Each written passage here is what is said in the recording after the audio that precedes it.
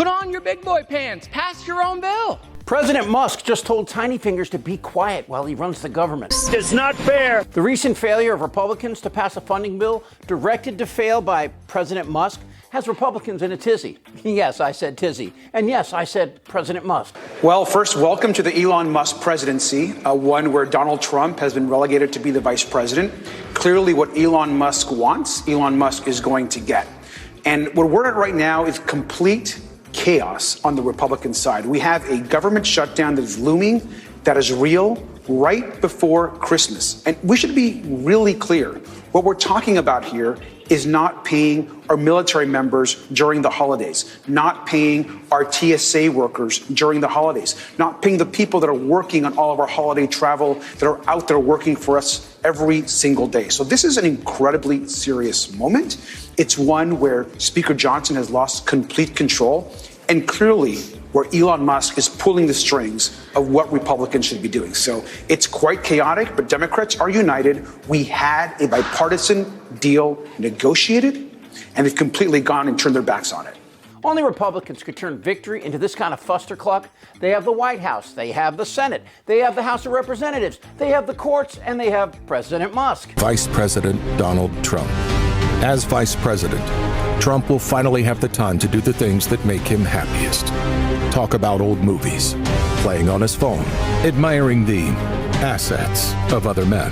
Meanwhile, President Musk can get down to the business of running the country. And it's bad. Even Fox News is saying it. Britt Hume tweeted, Speaker Johnson is getting the blame for the failure of the bills to keep the government open. But how about the team of Trump, Musk, and company? They shot down the first bill, too full of pork, they said. They demanded a streamlined bill. Johnson produced one and put it on the floor, but it failed miserably with 36 House Republicans voting against it. Way to go, guys. And of course he's right, and it's not just Britt Hume. It is unclear at this point on Capitol Hill if the Republicans actually have enough votes. The Republicans in the House are in such disarray.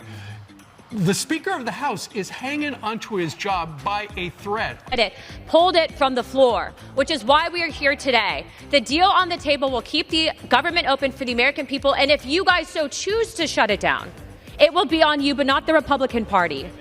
We will not be going back to the table. This deal stands as it is, so let you go back home on Christmas and explain to your people why you shut down the government, because we won't be doing it. We also have to put blame where the blame is required, and that is making sure that Democrats actually come to the table, negotiate in good faith. Right. But Democrats aren't interested in compromise. They're interested in capitulation. And we have to recognize who we're dealing with. Well, Congressman, the Democrats didn't vote for it because the Republicans took all the stuff that the Democrats wanted out of it. It needs to be said. Billionaires own the Republican Party, and now they're ready to take over. They gave them billions, and now Musk wants Tiny Fingers to kneel before him and bark like a dog. It's not fair. Too late, Tiny. You guys have this up spectacularly, and you're not even in power yet. You know, when they let, I think the real number is 15, 16 million people into our country, when they do that, we got a lot of work to do. If you can't get your junk together to pass a spending bill, you think dragging 12 million people to concentration camps is going to fly? When asked if there's a way to carry out mass deportations without separating families, Homan said this. Of course there's.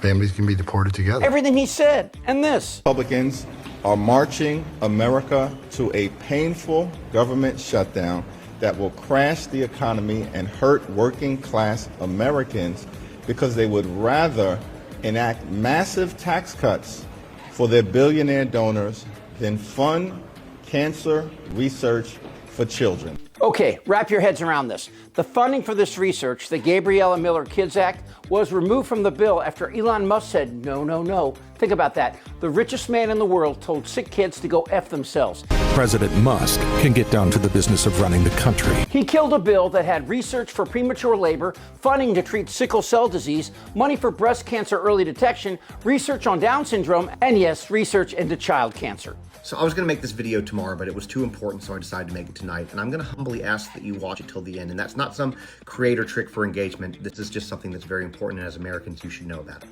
So this picture was taken in 1985. That's me, and that's my friend Nathan, first one that I remember. And that's Nathan without his hat on. You see, my friend Nathan here had a very rare form of cancer called fibrosarcoma. And he was the first reported case ever in a child. He was also the first reported case where it wasn't in a limb or something that you could amputate. His was in his lungs. Nathan died a few months after all these pictures were taken. But cancer research caused him to be around for another year, so his family had another year, a quality year with him. And that is one of the reasons why I make this video. Because you see, we had a bill in Congress to prevent a government shutdown that both Democrats and Republicans agreed on until Elon Musk stepped in. They cut $190 billion from pediatric cancer research. They also cut funding for research on premature labor. My daughter was a 29-weeker. They also cut funding for Down syndrome, sickle cell, and early detection and treatment for cervical and breast cancer. And before anyone comes after me, this is not me being political, okay? Both Democrats and Republicans agreed on this, and I will be the first one to agree with you that our government spending is incredibly wasteful and we do need to cut some stuff, but not from these programs. But Republicans are at least consistent. Let those bald-headed, chemo-filled youngsters go out and get a job. Right, President Musk? Let's talk about the last 2 years. It was the Democrats who raised the debt ceiling, not the Republicans last time. Many of you voted against it. It was the Democrats who kept over the government, not once, not twice, but every single time we needed to keep the government open, it was the Democrats who kept the government open. More of us voted for it than you. And all I've heard for the last couple of weeks about it, this giant mandate, landslide, trifecta. Put on your big boy pants, pass your own bill. We're only here because you guys can't agree amongst yourselves. So hold on a second. Democrats will keep government open for the American people. We will mediate the disagreements between that side of the room and that side of the room. We will do that for you, but you gotta at least invite us to that meeting. So if you want us to solve your problem because you can't agree amongst yourselves, reach out. Moskowitz is right. The Republican Party is so weak and without leadership, so pathetic that they're currently being directed by a convicted felon, indicted 90 times with 34 convictions, twice impeached, and despite ABC's lack of balls, he is a rapist. He pushed Jean Carroll into a dressing room and stuck his hand inside her. Grab him by the pussy. And a jury awarded her $100 million. But the president making clear to fact check him is to be all but dead to him, and his legion of supporters who let me know in no uncertain terms I am either with him totally or I am a never Trumper fully. There are no grays, no middle ground. You're either all in or you're just out. Loyal on everything or not to be trusted on anything. Which could explain the president himself this week bashing Fox News yet again, urging his supporters to stop watching the channel, to quote tweet, "Fox isn't working for us anymore." Well, first of all, Mr. President, we don't work for you. I don't work for you. My job is to cover you, not fawn over you or rip you. Just report on you, to call balls and strikes on you. My job, Mr. President, our job here is to keep the scores, not settle scores.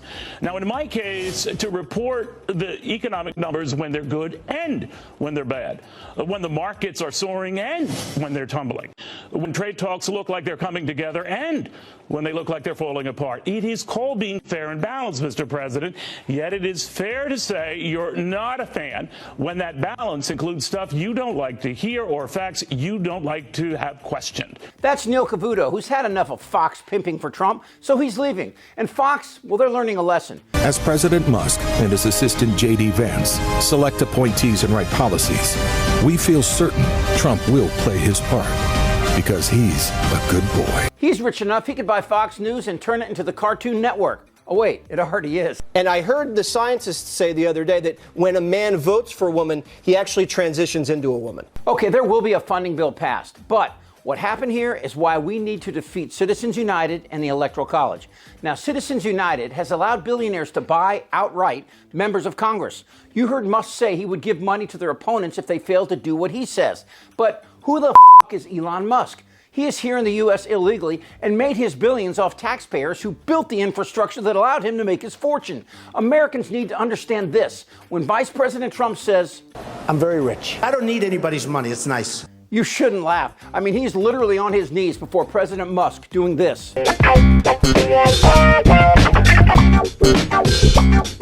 We need Americans to wake the F up. The Electoral College makes your vote meaningless. It was only created to protect slave owners. Look it up. And show a stupid Republican friend all of what I just said, and then tell them this. In this new America, money talks, and if you don't have it, well, Didn't we warn you? Damn right. It's not fair. I'm as mad as hell. This is not a normal election. Whether the women like it or not.